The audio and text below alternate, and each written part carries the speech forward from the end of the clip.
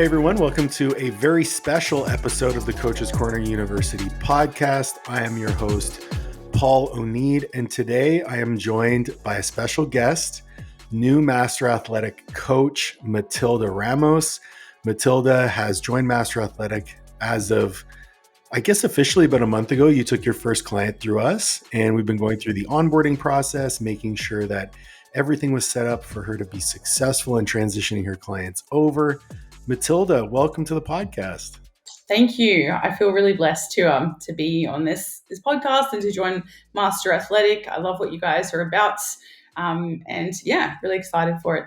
So Matilda informed me before the podcast that she actually didn't have any ideas on what she wanted to talk about. She wanted to interview me first, but that's not how this works. We're going to start off, obviously the goal of the podcast today is to introduce you to the audience, to introduce you to the Master Athletic community, and just to get to know you a little bit better. We've had a number of really good conversations about you as a coach, but I'd love the opportunity to learn a little bit more about you as a person. So maybe give a bit of a rundown on how you got into coaching, maybe when you started training, give me your life story.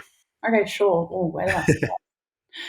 Okay, so I first started training when I was around 16. I got into the gym for Pretty early. Yeah. Yeah, for mental health reasons. I was really struggling at the time in high school. And actually, I went to go visit some cousins in the States, and they introduced me to the gym. And since then, it was just so life-changing for me for turning my mental health around. I was in the midst of a battle with really bad depression and self-harm, and the gym kind of transmuted that into really healthy outputs. And since then, I've been obsessed with it. A year later, after joining the gym, I competed. I was in high school, which I'm sure not a lot of people can probably relate to. But I've been through all the ins and outs of struggling with body image and kind of disordered eating, and come out on the other side after many years of kind of investing in my own knowledge and coaches and going through a bunch of fitness myths. I can then debunk and break down a lot of my experience so that my clients don't have to make the same mistakes now. That's wild that you did your first show. I think you said you were 17 years old. Yeah. What was that process like? I mean, at 17, I didn't even start training until I was almost 18. Oh, wow. So Yeah. to hear you did a show already at that point, it's pretty wild. Well, there's newbie anabolic gains, they call it, when you first start at the gym and you see really fast progress. I was like, wow. I guess I just got swept up by the whole contest prep culture. It really is such a culture. And, yeah, for sure. And if you're amongst a contest prep group, it can almost be a little bit of a cult. Everyone cheers each other on, and it can be a great culture, but then it can also mess with your mindset if you're not ready. And I think doing that so young, it exposed me to a lot early, but it also potentially created some issues around food. And but yeah, I'm really, really grateful for the experience of it. And yeah, I think just it allowed me to experience what that was all like very early.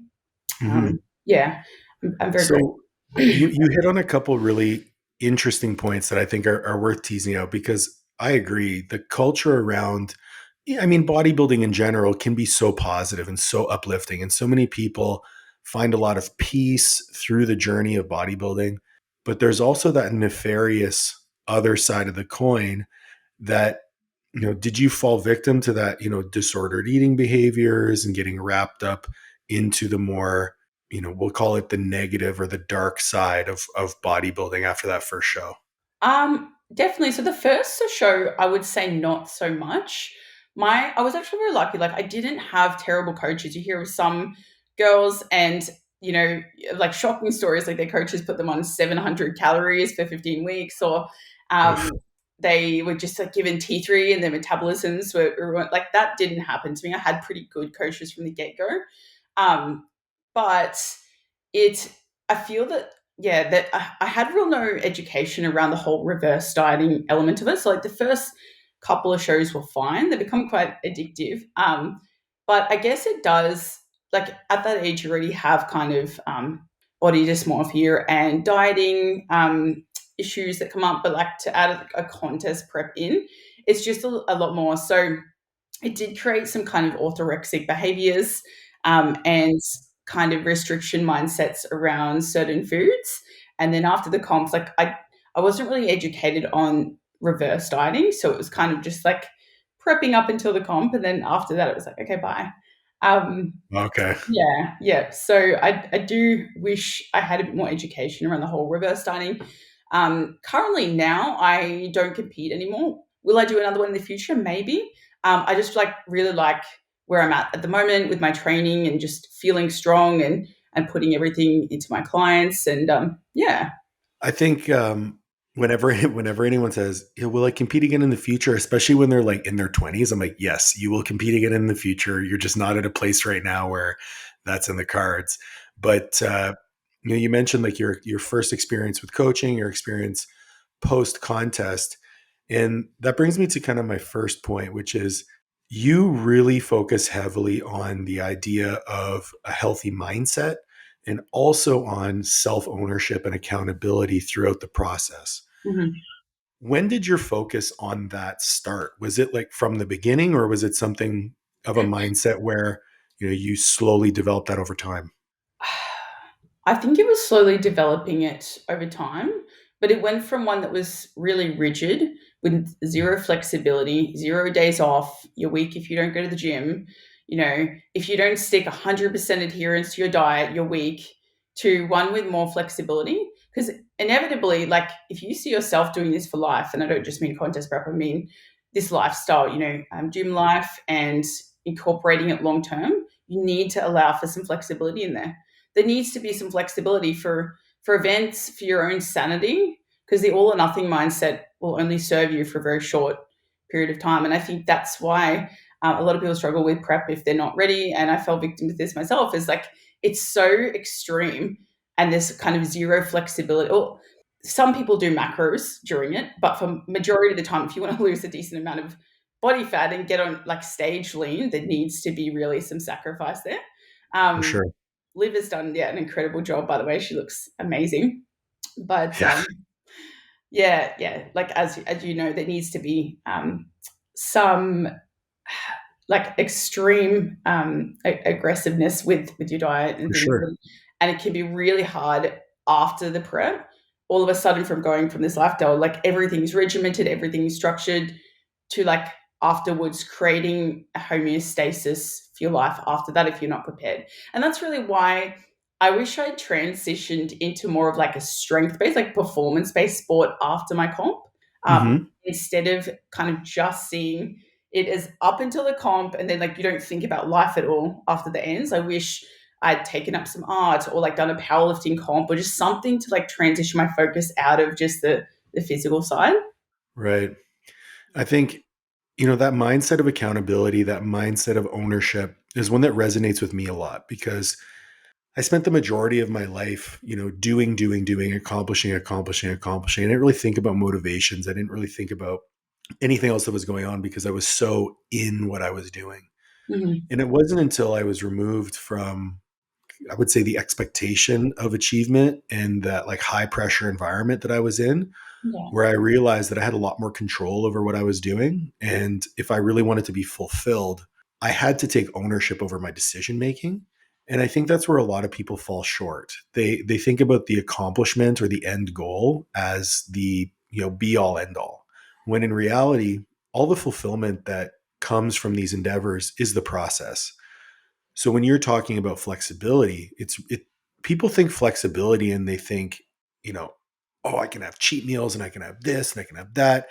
And, most people think flexibility and they think results drop off a cliff. But in reality, it's like, no, no, we're still going to be working towards this goal. But the Mm-hmm. means by which we approach that goal achieving process is one that fits within our life. And I Mm-hmm. think that delineation is so important because for the majority of the clients that we work with, they are not end goal focused. Yeah, they have those end goals of like, I'd like to lose X amount of weight, or I want to do a photo shoot, or whatever it might be. But they're not rigid in their timelines. They don't have this day they need to be half naked on stage. Yeah. So, how do we allow them to sustainably go about these sometimes drastic changes to their body composition while still living a normal life and enjoying the process. I think that's the crux of it. So maybe you could speak to how you go about introducing that more flexible approach while still holding that person accountable to the goals that they've set for themselves. Hmm. Absolutely. It's a tricky one. Especially if you have people that have kind of never trained before, they've never tracked macros. It can be a little harder to get them to kind of stay on track in a way that's like moving towards their goals at the same time as allowing flexibility. But that's where I educate my clients. I have like meal dining out resources I've created and spent the whole of lockdown creating like a recipe database kind of thing. Nice. Essentially, it just comes down to like, for example, Hattie Boydell. She includes a little bit of chocolate every day, and you wouldn't think that, but yeah, you can absolutely have a great body composition and have some flexibility there. Everyone's Right. different though. So, like one of my clients, she needs a little bit of chocolate every day to stay sane in a deficit. I myself, I'd rather not do that. It kind of spikes cravings a bit of more of Me that too. hedonic hunger. So I prefer, once every 2 weeks to have a big meal out with Jacob, like a 3-course meal that we just don't track. Like that's my way of including flexibility. I think it's We also do the really same. important. Yeah, yeah. When she's on prep as well. She had a free meal up until about 8 to 10 weeks out, I would say, from the first show. Hmm. Um, but what ended up happening, which was, fantastic that she was able to communicate with her coach about it, was she noticed her ability to control herself during our free meals was Hmm. coming down. So usually we'd go out, we'd share an entree and an appetizer and then have a dessert together. And Hmm. the way we control our portions is we just share. Hmm. What we were noticing is that as she got leaner and deeper into the deficit, she was having trouble controlling her portions. And Hmm. she was the one who reached out to her coach, was like, hey, can you get rid of the free meal? I'd rather just have high days because I'm having trouble controlling my cravings. Which, for Absolutely. anyone listening, if you're working with a coach, being honest about where you're struggling is super important because we Hmm. are here to support you. Right. And Absolutely. Yeah. this, like, Liv prepped for her previous two shows with no coach. So she was solo. And Wow. it was actually it was kind of a process for her to actually lean on her coach, and I'm the same way. Like, as a coach, I think I can do things on my own, but I'm paying a coach, and I rely on my coach very heavily to help me with my decision making process, and we can only do that if there's honesty both ways. So Absolutely. yeah, that's actually the hardest part of contest prep for us as a couple, because one of the ways that we connect most is on free meals and having date nights. And as soon as those the timing was really challenging this prep, because as soon as those got taken out, I started traveling a lot for work. So we weren't able to connect on the weekends. Hmm. And and then we moved home, and then I was still traveling quite a bit. So this has been a bit of a challenging contest prep in that regard, but I mean, for all intents and purposes, she's crushing it. So that's all That's that matters, actually really. a question I had that I wanted to like ask you, and Oh, also so now the interview switches. Okay, okay, I'm ready. I'm ready. for the audience, what tips would you give? Firstly, if you have like a partner that's competing on prep, like Yeah, how can you best support them? But also for people out there, maybe they don't have a partner on prep, but maybe they're trying to go out and change themselves and create this best version. But how can you get your partner on board with that if they're I'd like to hope that most people's partners are supportive, but explaining that something is really important to them. And yeah, that's probably one of the most challenging things to deal with couples about, because I'll be straight up. One of Liv and I's superpowers is our ability to communicate. Like, we communicate about everything, good, bad. One of the rules we have in our relationship is nothing goes unsaid. So if we're feeling anything good, we're feeling anything bad, we say it. That was actually one of the things on our first date. I told her, I was like, if we're going to be together, this is what I need. wow. Um, so we communicate about everything. And I mean, there was a point during this prep where I looked at her. I'm like, hey, I'm really struggling here. Like, me as the partner being supportive, knowing full well that I know exactly what she's going through because I've done it myself. I said, I'm struggling here because I understand you are in a place where you can only focus on yourself, but I need some reassurance that I'm doing a good job. Yeah. Because I want to make sure that I'm doing well. And if I don't feel like I'm doing her a service, it Mhm. affects my mental health. But that I have to feel comfortable having that conversation. So communication is going to be key. If you are the partner who is making the changes or engaging in the contest prep, it's really important that you are clear as to what your needs are of your partner. I'm very big on the fact that like I support Liv's goals 100%, even more than like to the point where I will go out of my way to make sure that she is achieving her goals. But her goals are not my goals, and it is not my responsibility to do the work for her or want it for her. She has to do it for herself. So, you know, I remember when I was in contest prep, she had actually just competed. So she was post show. She asked me, she's like, I want to go have, shawarma, or I want to go have a burger. I was like, okay, that's cool. You can eat it in the house. It's okay. Mhm. Right. So I had to communicate with her that I was okay with that. She had to communicate with me that this is what she wanted. And in the same breath, like I'm always asking her now, I'm like, do you need anything from me? Can I do anything? And if the answer is no, I have to trust that the answer is no. But I also have confidence that if it wasn't no, she would tell me. Yeah. Right. So there's that two-way street of communication. As the partner making the change, it should not be your expectation that your partner wants to do it too. So I deal with it's usually the wife or the female within the relationship who wants to make the change and the husband doesn't. Mhm. The expectation typically is like, oh, my husband doesn't support me. It's like it's not his fucking job to do that. I'm sorry to say, but it is not your husband's job to change his behaviors because you want to change yours. That's your responsibility. And it's also your responsibility to communicate your needs to your husband. Mhm. That's it. There should be no expectations back and forth other than what you've asked for. Mhm.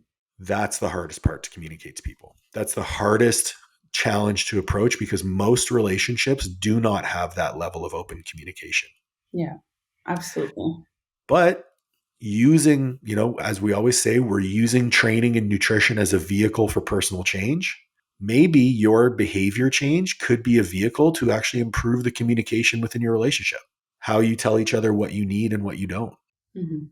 Um, the other thing is, I mean, you need to take some accountability and some autonomy. No one is forcing you to put food in your mouth hole.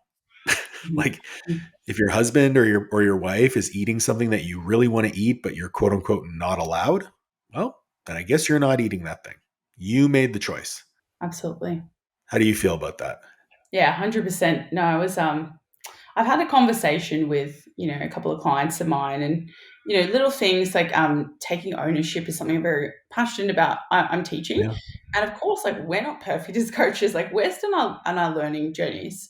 I still have absolutely. days where I'm like, fuck, I should have taken more accountability. Like I am not perfect by all means. But if, a client, for example, puts in their check-in, like I had no choice that I was at this birthday dinner and my partner Oh, ordered takeout and I had to eat it. Unfortunately, I just had no choice.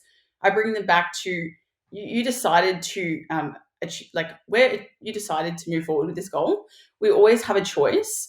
It's really important to take accountability and ownership because it's actually very liberating when you take ownership of like that choice, it's but for me it's like I don't have a problem with it if like with them having free meals out and stuff, like some agreement, as long as they're moving forward to their goals, If they're not moving forward to the goals and they're having like multiple meals out per week, there's like educating them on how we can make that fit, being reasonable with what we're choosing, but also moving forward. And if they're not yeah, moving forward, it's like, okay, there's probably a bit too much flexibility in here. But yeah, like with Jacob and I found it very helpful to like when we're on kind of the same path together, like a yeah. cutting phase or whatever, but don't expect your partner to be on it if they're not. But it's a different story if they're I mean I've heard of shocking stories of people I know that they're like, why do you need to go to the gym? Like you're fine just the way you are.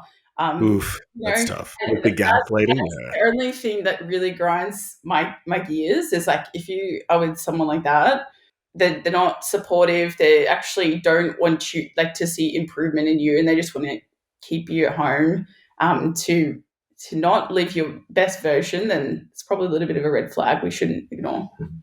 You hit on a few things there. The one was like I had no choice. That irritates me to no it almost disappoints me.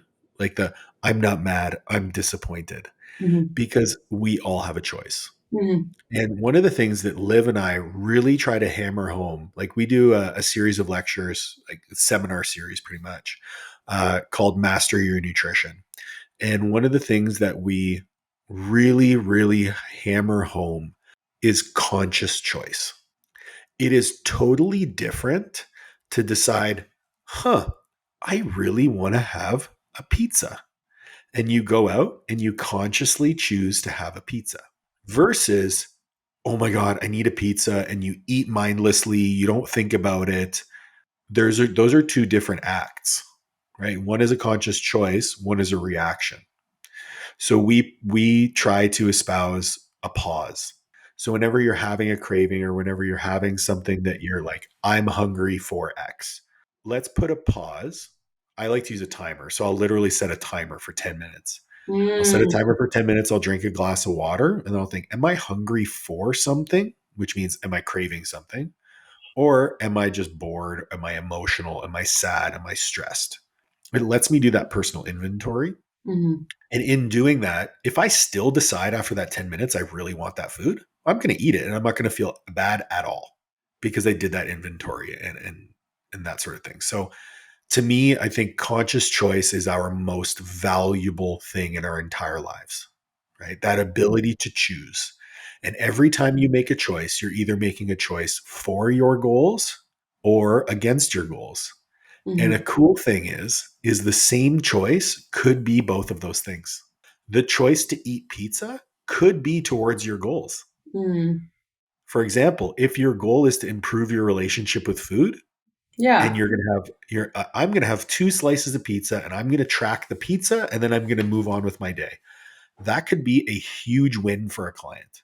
Or it could be, I'm going to eat pizza, I'm not going to track it, and then I'm going to feel super guilty about it afterwards. Okay, that's not a conscious choice, and that's actually moving you further away from your goals. So that conscious choice is really the catalyst to so much positive change. So I'm glad that you hit home on that. That's really, really important. I love that so much. That's surfing the urge, as they call it, as my coach and I were recently talking about. It's really interesting. Just that little pause between your thoughts and Yeah. your actions can make such a big change. And that's actually something that I used to do in the midst of like when I previously years ago like struggled with binge eating disorder. I would just like have this real urge to have like a binge, and I would be in my car like about to drive to the shops and get all this food, and then I'd just like pause and I'd lock myself in my car for 10 minutes. You lock yourself in your car? Yeah, I'd lock myself Okay. in the car, and I wouldn't go do it after because like you have like this ravenous like, oh my god, I like you feel like I have to get this, and then you Yeah. just let it like calm down, and the what's the word, like the I must go get that. It kind of calms down, and you come back to your senses, and the animal brain talking kind of tapers Yeah, off it a little bit. subsides. Yeah, Yeah. yeah. I think well, I mean that's a good analogy for life, right? So many of the decisions that we make that we ultimately live to regret afterwards. Mhm, And for anyone saying that they live a life with no regrets, you're a fucking liar. Um, all of those decisions that you make that you live to regret the next day are typically made in impulsive fashion. mhm, So if we remove that impulse with the pause and we let that critical thought take over, typically we'll make a decision that's more rooted in our true values, and that's very very powerful. So you're not competing anymore. You're just training to be strong and be the best version of yourself. You've posted quite a bit lately on going through your first real building phase. yeah. How's that been? I love it. I'm really enjoying it, and just giving yourself permission to eat more, get stronger, see your body in different shape, it can be very confronting, but it's honestly something I wish I'd done years ago. Um, Okay. because it's so easy to get stuck in, especially as a female, in the stuck of like always dieting and then blowing out and then dieting and blowing out or doing the next challenge, that you never get to experience yourself really thriving in a calorie surplus and seeing what you like, your own performance, how it can transform. So it's been really fantastic. And for my relationship with food as well, to give myself permission to increase calories and get really strong. That's not to say I wouldn't compete in the future, but I'm just really enjoying training for aesthetics and strength at the moment. And this year I've had an incredible amount of like opportunities, like Axe approached me for a sponsorship, and then you Yeah. guys, and it's really cool. Yeah, I'm just really Well, enjoying. okay. So I'm just gonna throw this out there because I think it's like it's time to give you some props where the props are due. Like Yeah, there's one thing that was very apparent to both Olivia and myself. Like Liv approached me. She's like, I want to bring this girl on. I want to interview her. Do you want to sit in on the interview? It's like, yeah, sure, for sure. And even in that first conversation, it's very obvious to me that you are just genuinely your authentic self when you show up. Like when you're on the call, you're just being yourself. When I looked at your content, you were just being yourself. Uh, there was no persona. There was no uh, like. I want to use the word effort, but I know that you're putting effort into your content. But there's nothing that you are trying to kind of trick your audience. yeah, That to me speaks, number one, to somebody who actually wants to make a positive change. Number two, it speaks to somebody who actually knows who they are, which I mean, at 25 years old is a feat in and of itself. At 25, I had no fucking clue who I was. Um, I'm trying to remember like what I was even doing when I was 25, oh, I'd love to know. And but that's I, something I really want to touch on as well, is like imposter syndrome and finding who yeah, you are. Because honestly, like that is something I have battled with, and only recently, like as of the past 12 months, have I really kind of stepped into who I am and become comfortable with that. I had a bit yeah. of a paradigm shift actually the other day when I was at the gym and I was training, and there was like an influencer there. And that time, I think a year ago, they were there as well. And I was just so conscious about the way I looked and like acting like a certain way and trying to fit in with these girls and making my content trying to fit into like the skinny booty bitches. And that's just not who I am. That's just not like, I want to do strong fucking push-ups. I want to swear. I'm a bit like unhinged. I've got ADHD. Like that is just not I who I love that word. That's one of my favorite am. words. Unhinged. Unhinged. I love that word. But I really, something that is, I was like looking at I wrote down my values, this year, and one of the biggest ones is authenticity. And you guys do, like, you're incredibly authentic, and I love that about you and Liv. You're just yourselves. Um, Well, I mean, it like I mentioned, so you don't actually, funny enough, Matilda doesn't know my journey. I've shared pretty much the whole thing on the podcast before, but so I started in training for sport, obviously. I went to my undergrad in kinesiology, and then I decided I wanted to be a strength and conditioning coach. So I moved to South Florida and I interned with the person who won strength and conditioning coach of the year. His name was Ron McKeefery. I reached out to him. I was like, I want to work for you for free. Can I come be your intern? I moved to Florida, ended up working for him for about 8 months. I started a master's degree, was in college strength and conditioning for 4 years, did two master's degrees. And then I got my first full-time job as a head strength and conditioning coach here in Canada. I was a strength and conditioning coach for about a year, uh, full time, so 5 years in total at the college level. Decided that it wasn't the lifestyle I wanted to live. I was genuinely unhappy with the way things were going, the support I was getting. The infrastructure here in Canada is just completely different than the US. Um, and I actually quit strength and conditioning altogether and decided to get a real job. All right, well, I guess I'm going to get a 9 to 5. I ended up getting a job as a disability rehab specialist, helping people get back to work. And I was using my degree. I actually learned a ton about mental health. I got a ton of continuing education in that, which has shaped a lot of the ways that I communicate with people now. But through that is when I started coaching online. I started Master Athletic Performance in 2015. And throughout that whole process, it was always like go, go, go, do, do, do. I never really thought about my motivations for anything except I really love training. I love talking about training. I love learning about training. I love helping other people train. When I stopped working day to day as a strength coach, working, 70 to 90 hours a week in a weight room, all of a sudden it was like, well, what really provides you fulfillment? What, like, who are you? What are your needs? What are the things that fill your cup? And it wasn't until I was like, I'd probably say like 32, 31, 32, that I actually realized like what my true calling was. And it was at that point where I coined the term raise the bar, and I decided, look, like this is what encompasses me.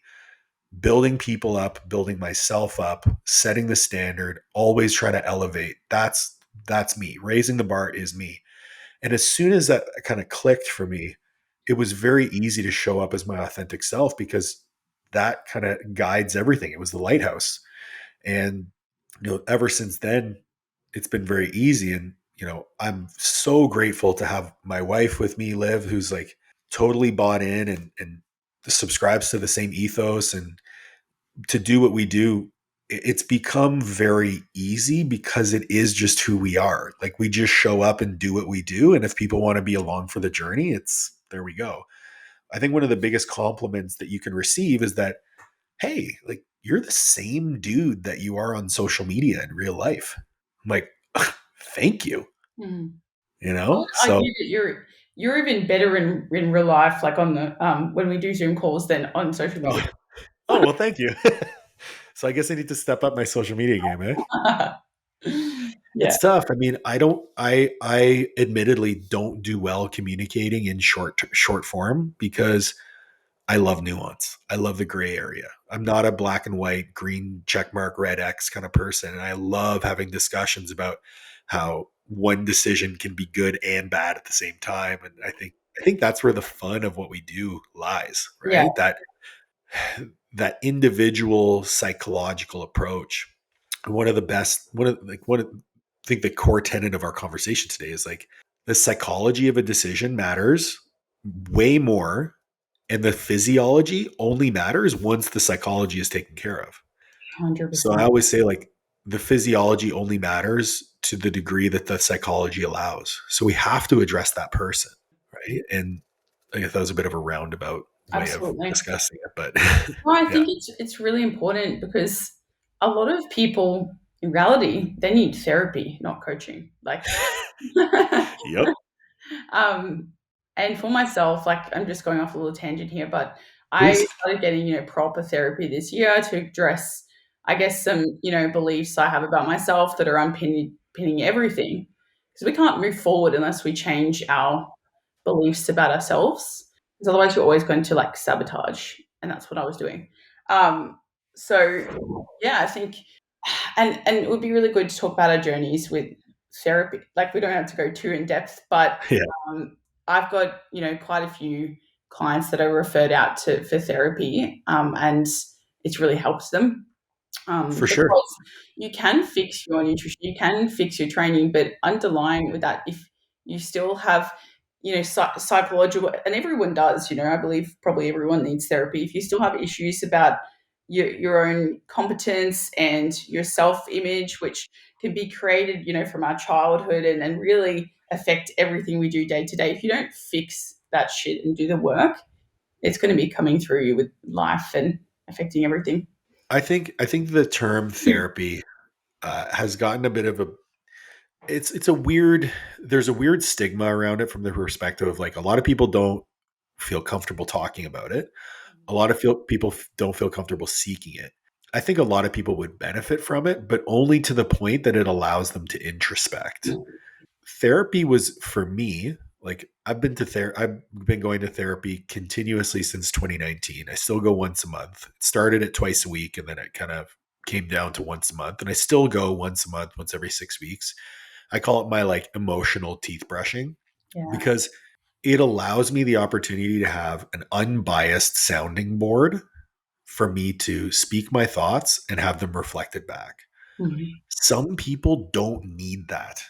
Like Olivia has never gotten therapy. She's one of the most well adjusted people I've ever met in my life because she actually spends time alone thinking about what she's feeling and internalizing that and thinking about it. That's all I ever use therapy for. I'm just not good at doing that on my own. Me too. Right. So I love the idea of seeking therapy, but I also want to really make sure that whenever I'm referring someone out to therapy, I'm not telling them that they're broken. Yeah. Because I think that's the connotation that we need to get away from. It's like, hey, you're not broken. You just need a little bit better understanding of you. Hmm. And once you have that firm understanding of yourself, it makes that authenticity so much more important. And we speak about authenticity with regards to like how we show up on social media or how we show up with our clients. But authenticity extends to like how you show up day to day in your own life. Are you authentically pursuing the goals that you actually want? One of the best conversations that we have with clients is, hey, are your goals really the goals that you want to have? Mm. Or are they the goals you think you should have? Mm. And if they're not authentically themselves, they're not going to know the answer to that question. Yeah, definitely. It can be really hard to know sometimes if, and I struggle with this as well sometimes, is with your goals, like when I'm setting goals and going over them, I'm like, do I actually want this, or is it what I think I should want based on my age that society tells me? And Yeah. I think spending time alone is really important as well, because I used to just put in my earphones to avoid my thoughts. But as of lately, like the last couple of weeks, I've just gone completely phoneless whenever I'm on a walk, trying to be present, trying to like kind of my meditation walks. Yeah. Fantastic strategy. That's something that I've used a lot in the past too. Just, just take the dogs, go for a walk, listen to my own heavy breathing, and see what thoughts come in the old head. Okay, let's shift gears a little bit. Hmm. Talked a little bit about mental health, talked a little bit about mindset, talked a little bit about our journeys. Let's talk about some X's and O's. Let's talk about body comp. Hmm. I think when we first started talking about you coming on board with Master Athletic, a lot of your focus with your clients was transformations, body composition. I actually really liked the way that you used the words body composition versus weight loss or fat loss. Yeah, that's not my Yeah. vibe. So tell me a little bit about that. Riff on that a little bit. Yeah, so basically, like when I told you I competed at like 17, I got wrapped up in this culture. It's called Iron Body here. But what I really liked what they did with the thing is they stressed more instead of like eating less and like losing weight, which was very prevalent around like 2018. Their thing was like body composition specialist. So getting stronger, eating more food. I find that incredibly, I know the term's very overused, but empowering. There's a lot of like weight loss out there. And the problem with this is it perpetuates a cycle of always just losing weight and not really building strength and muscle and our metabolism. And you're always on this like metaphorical and literal treadmill of just trying to get the weight off. And like, as we know, weight is nothing more than kind of a gravitational pull to the earth. Like, obviously we want to measure it as a metric, but I would rather focus on fat loss with my clients Yeah. and lean mass, and get them off that obsession with the scales. One of the things that I am like kind of I would say on a soapbox about, it's like if there were certain hills I was willing to die on, it's the content, like the idea that you can't build muscle and burn fat at the same time. Mm. And the reason I'm so like anti that vibe is that I've seen it time and time again. Like over and I've worked with thousands of clients. And for us to say you can only burn fat and build muscle when you've been detrained for a really long time or you're really obese or you're taking steroids, that is complete and utter bullshit. Absolutely. It ignores the one most important variable, or sorry, the two most important variables: how hard you train and how long you do this for. Hmm. Are you going to burn fat and build muscle at the same rate as if you went through like a build phase and then a cut and then a build and then a cut? You could argue no. I would argue yes, because you're going to lose muscle during that cut and you're going to gain fat during that build. And that's probably going to equate to the same rate of gain of muscle mass and loss of body fat that you would have had if you just inched along slowly. Mm-hmm. I'd rather have a client eat at maintenance. Like, you can't tell me that if you eat a high protein diet, you eat at maintenance, and you train like a fucking savage, that you're not going to lose fat and build muscle. It's impossible. Yeah. I've been recomping during my build now, even. Like, I've continued to get leaner while getting stronger. And it's just about understanding that, strength progression and also not eating like an asshole. Well, some Yeah, days, and I mean, and majority it, of the time. and I mentioned, like, if anyone's ever looked at your Instagram page, you train like a fucking animal. Like, you train your ass off, Mhm. and that's where people miss. And again, this is why I'm on my another soapbox I'm willing to, sit on, and a hill to die on, is that, oh, we need to be training with like a 2 to 3 RIR, and that's going to be the most. Fuck that. Learn how to empty your fucking tank. I love that so much. I'm so passionate about that. And Jacob I already trained with intensity, but he taught me to train with more intention. But you look at the kind of science people that are like, it needs to be no one I've seen that preaches kind of RIR and like reps in reserve, don't take it. Like, no one I've seen like that I want to look like. So I guess there Well, is. I made a post like that not too long ago. It got like, like, I don't have a large following, but it got so much traffic. It got like something like 60, 70 shares, which is way more than I ever get on anything. And it was, I've never seen anyone with an appreciable amount of muscle mass train with an RIR. Yes, yes. I love that. Absolutely. Never seen it. Yeah. But people have to understand as well that if you are taking those sets to failure, there's only so much volume you can do. Like, you For can't sure. do 5 sets on an exercise of that intensity. I only do 1 to 2 sets. Yep, same. Yeah, yeah. So as intensity goes up, your frequency has to go down. I had a coach that had me on like 5 sets of hip thrusts every second day at one point. It was just, I was absolutely destroyed, could not train with intensity. But basically, we want to use intensity as a tool because we get closer to the effective reps at the end of the set, where the body grabs onto more and more muscle towards the end of that failure point as a result. Absolutely. And not only that, we are notoriously bad. Like, if you ever look at the reps in reserve research, people underestimate reps in reserve by at least 5. So Yeah. if you think you're at a 1 RAR and you're actually at a 6, and we know effective reps are typically the 3 to 5 before failure, you're like 2 or 3 reps away from actually accomplishing even 1 rep of meaningful work. Hmm. So did you really do the best that you could with that? My answer would be no. Yeah. The only time I ever have clients, if we're talking from a hypertrophy standpoint, the Hmm. only time I ever have clients train with an RIR is if they're powerlifters or bodybuilders within the last 2 weeks of contest prep. That makes sense. Otherwise, I would much rather just pull back volume. Yeah. Like, just train with intensity, get the best stimulus that you can, and then we're just going to pull back volume. I'm also sorry to the audience if I'm like speaking really nasally. My nose is super stuffy. Oh, it's weird. It's like flu season. So, you had questions for me.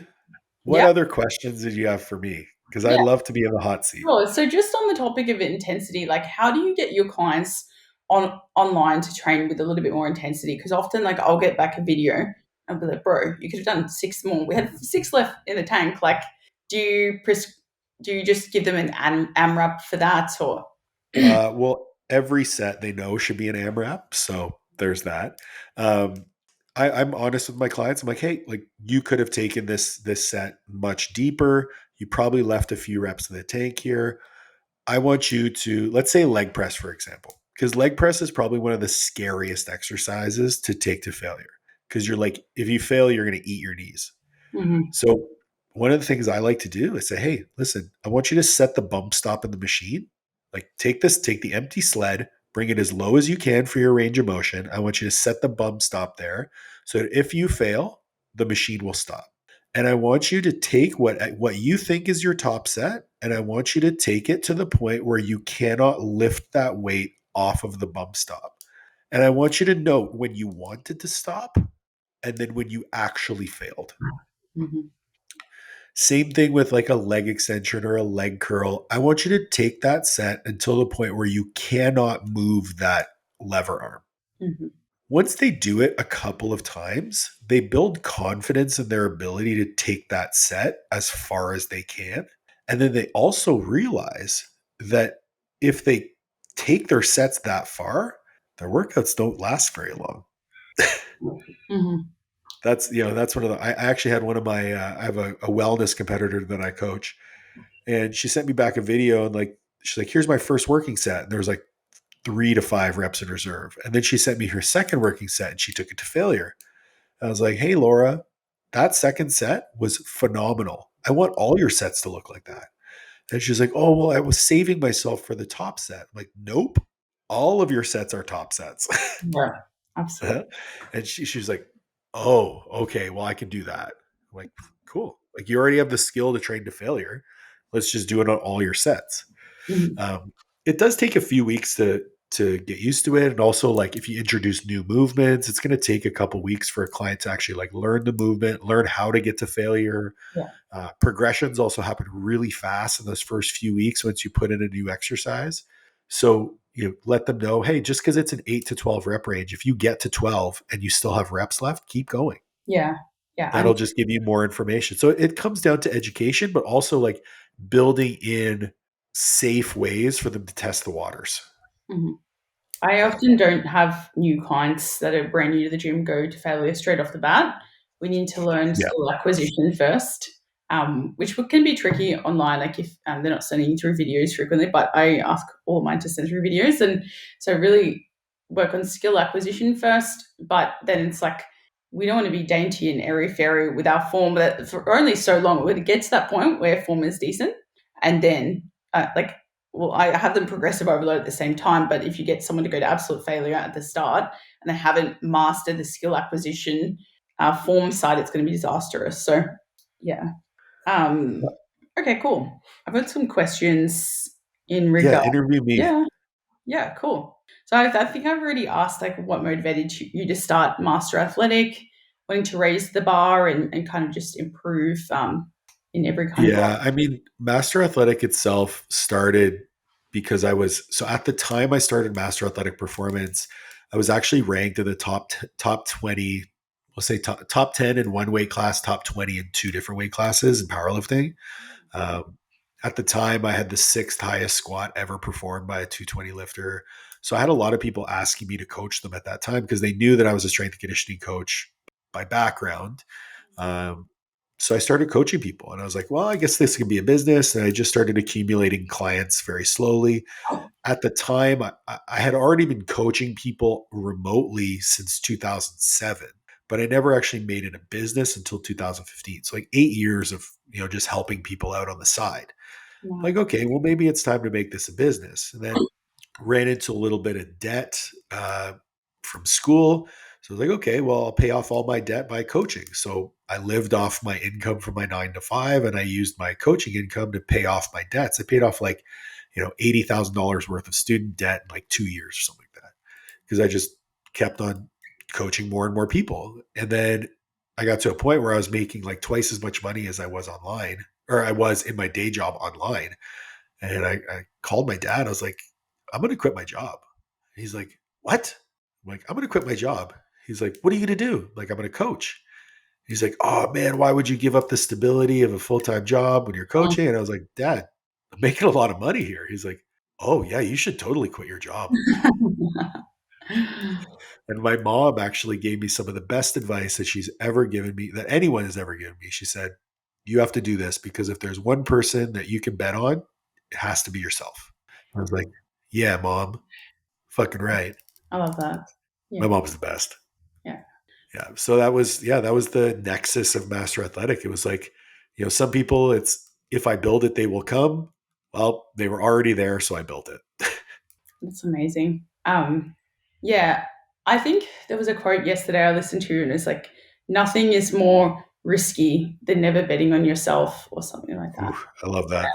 Nothing is more of a risk than never betting on yourself, or than never taking the leap, or something like that. But it was just like, wow, yeah, always, yeah, it's incredible. So That's something I'm very passionate about. Is like personal development, and this year I think it just really makes you feel so much more fulfilled when you're constantly learning. Because I go through periods of like where I'm not learning as much, and that's probably where I feel least fulfilled. I think that's an important thing to learn about yourself, right? Because there's when you're in business for yourself, you're an entrepreneur, there no you're beholden to no one, right? I mean, yeah, you work for Master Athletic Performance, but ultimately your decision to succeed and fail falls on your shoulders, right? I'm there and Liv is there to support you in whatever way that you need to be supported, but you got to do it yourself. And that level of internal drive, of internal motivation, is something that needs to be cultivated. And some people do that through practice. So, okay, I'm going to continue to be an athlete because being an athlete motivates me to be a better coach. Cool. Some people are motivated through education. Like, I want to keep learning about this craft because the more I learn, the more passionate I am about coaching. Some people are motivated by the actual act itself. Like, some people are like, man, coaching just lights me up. I want to do more and more and more of it. That one doesn't typically last as long, especially if you push your roster to really, really deep levels. Mm. But if you have something outside of coaching that fills your cup, now you're in a position to sustain that long term. And in my own journey, I love coaching. I will always coach. I'll always hold a roster of clients regardless of what I do. But I also love teaching, which is why I started Coaches Corner University. Um, I've always mentored coaches like on the side, same situation as Master Athletic Performance. I was always doing it, then decided to make it a business and realized that I love mentoring other coaches. So that's I'm able to do three different things every single day as part of my work that fill my cup. I still devote time to continuing education. I did a couple courses last year. I still devote time to my own personal development. I try to read a little bit every day. Um, those are the things that are important to me. And I think finding the things that are important to you outside of your actual work will allow you to be better in your work. 100%. Are you more of an audiobook guy or do you like hard copies? No, no. If I'm going to listen to something, I want to be entertained. So I usually listen to podcasts. Uh, if I'm watching something, I want to be entertained. If I'm sitting with a book, I can learn very easily. I also read very, very fast. Like Liv gets so frustrated how fast I read. Yeah, Jacob's like that. I'm not a speed reader. I'm not even a speed reader. I guess, read very fast compared to other people. But I mean, I spent 4 years of my life in grad school doing reading all the time. So Wow, that helps. One of my questions was actually, what are three of the most influential books in your life that you've read that have helped you to like raise the bar? that's a great question. Um, the first one is called Atlas Shrugged by Ayn Rand. I actually have a copy of it right here. Atlas, what is that? Atlas. Oh, well, that's too dark. It's No. called Atlas Shrugged by a woman named Ayn Rand. And this is a first edition copy. It was given to me by a very dear friend of mine during a time when I was really struggling. I'd already read the book, but he gave me this gift, and it's probably one of the most expensive things that anyone's ever given me. Uh, but this book, oh, sorry, Mhm. editor's going to edit that one out. Uh, that book is predicated on self ownership, accountability. Uh, Ayn Rand is an author that speaks a lot about economics and capitalism, but also about objective reality and how everything. The line from the book is A. A cannot be B. So the life you live is the life you live, and every action you take has a consequence, and your life is shaped on the consequences of the actions that you take. So that really resonated with me during a time when I was really struggling. The other book that I will always recommend to people, and I actually gifted to a number of people last year, is called Man's Search for Meaning by Viktor Frankl. Mm. Uh, Phenomenal book about essentially being grateful for the situations that you're in. And no matter how dark it might seem, there's always something to smile about, which I really liked. There's a number of other books. Trying to look. I mean, anything past those is probably going to be like a lob. I've read a lot of really good books. Have you read Think and Grow Rich? I have, yeah. What do you It was think? good. It did like blow me away though. Yeah, I thought the same. I was like, yeah. You know what changed my life though? Oh, here's one. The Daily Stoic. The Daily Stoic. I'm going to write these down. The Daily Stoic. Okay. What's that one about? So I think one of the biggest books that changed my life, well, it was like a movie at the time, is The Secret. I don't know if I've told you this story, but Yeah. essentially, I was in a really bad place a couple of years ago. Like before I met Jacob, maybe like 5 years ago, I moved out of home. I was 19, kind of living with a housemate, and I just did not know what the hell I wanted to do with my life. I would party on weekends and take drugs, and I had people that weren't really friends, and stay out late and just very reckless. And then I'd get these really bad anxiety attacks after the weekend because I'd wake up and I was just like, what the fuck am I doing with my life? I have no idea where I'm going. I dropped out of uni from sports and exercise. And then I was living with my parents at the time. Then I came across The Secret and it completely changed my life. All up until Really? then, everything had been negativity, focusing on what you don't want. My mom, she's quite a strong personality. She can be very intense. So up until then, it was a lot of kind of negativity in my life. And when I started focusing on what I wanted, I created vision boards. I still have all of my vision boards to this day. My life That's awesome. completely transformed in a couple of months to where you say there's no way that this couldn't have been from applying The Secret. I know it's super cliche when I tell it, but like within those 3 months, I got a job working in a nutrition warehouse. I met Jacob, my partner. We've been together 5 years, and I moved to Melbourne. And all of these things happened just because I started focusing on what I wanted. I love Even that. yesterday, I pulled out my vision board, and because I'm quite a visual person, I think this is really something I've been missing, and I pulled it out, and it just makes me feel so good to have my goals there every day.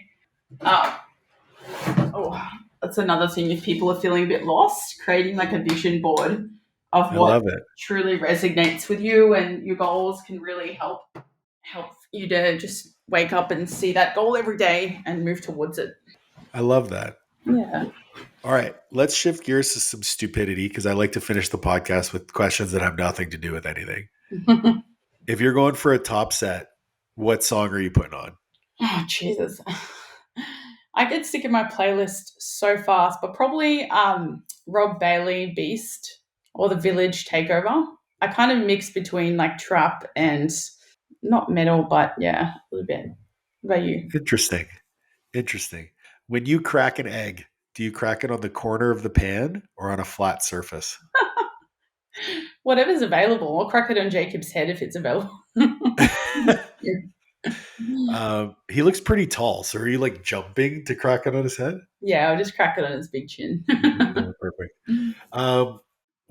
Okay, you have 5 people at a dinner table. You plus 5. Dead or alive, who's at your dinner table? Queenie. Sorry, it's just chasing a tail. Ooh, this is a tricky one. Don't think too hard. The first people that come into your mind. You and Olivia, Jacob, myself, and probably Ronnie Coleman. That's a That's the best. That's the best top 5 anyone has ever given. Like most people are like Jesus, Michael Jordan. you're like you and Liv, Ronnie Coleman, and my partner. Imagine Jesus and Michael Jordan at the same table. Be an That's interesting awesome. conversation. All right. I'm going to have links to where everyone can find you in the show notes because it's very important that you guys follow Matilda. Make sure to keep track of what she's doing, the cool things that she is providing to her clients and to her audience. It's definitely worth a follow. But if there was one thing that you would like to say to the audience, what would it be? Don't shortchange yourself on anything in life. Don't just take the easy route. I Search, love that. seek discomfort daily. I think that's the best way to end. I think that's the best way we've ended any of these podcasts. So thank you, Matilda, for joining me. Thank you, everyone, for listening. Please make sure to like, share, subscribe, ring the bell for notifications, and we'll catch you on the next one. Hopefully, I won't have the sniffles.